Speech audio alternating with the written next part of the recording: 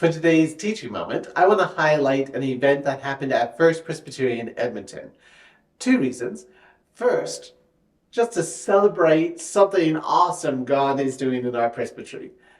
But second, because God does a lot of awesome things like this in our presbytery. As you'll see in the video, First Presbyterian has sponsored 39 refugees, all arriving this year. I have never heard of a congregation sponsoring so many at once. It is very impressive. But they're not the only ones who are sponsoring a large group of refugees in our presbytery this year. Dayspring is sponsoring 3 different families. A couple of years earlier, St. Andrew's had sponsored a large family of 8, and through a group that I had helped set up, indirectly supported 2 more. Westmount tore down their whole building to create housing for large newcomer and refugee families.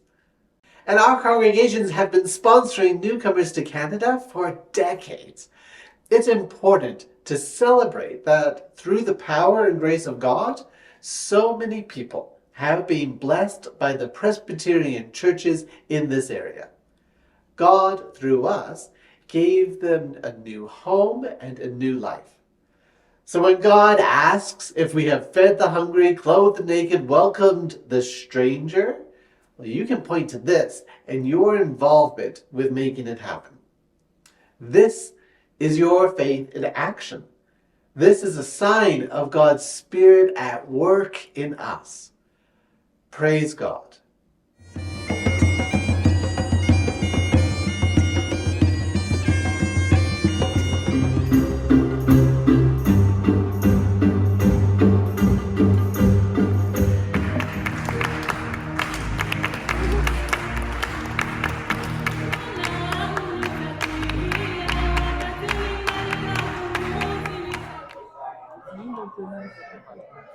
My name is Barb Acton, and I'm at First Presbyterian Church, Edmonton. So we sponsored 39 people from the Congo.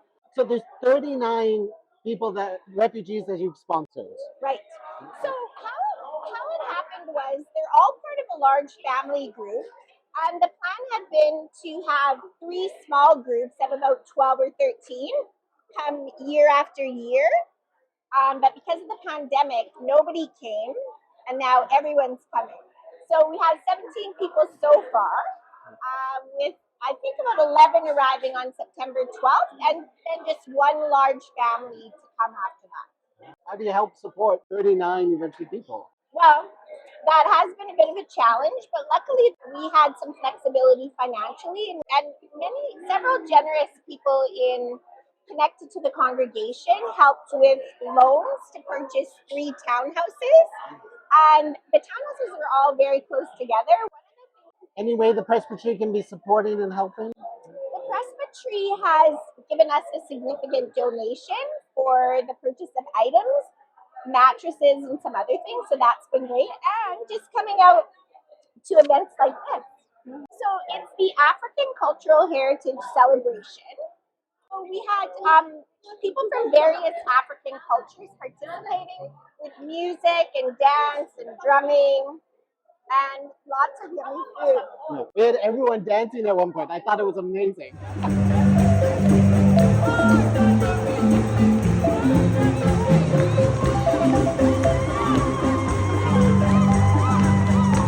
Yeah, and so we appreciate that effort. The presbytery is also doing the Ride for Refuge event in just a couple of weeks. And so our refugee fund, Dayspring Refugee Fund, and then the National Church will be divided.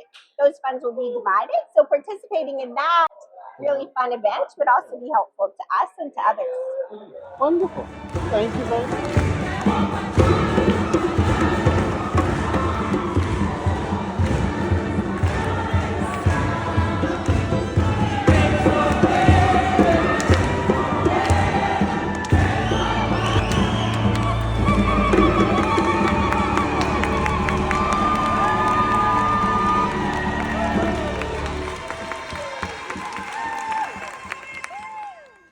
Barb Acton mentions the Journey for Hope also known as the Ride for Refuge. It's a 5-kilometer walk or bike ride to raise funds for refugee support.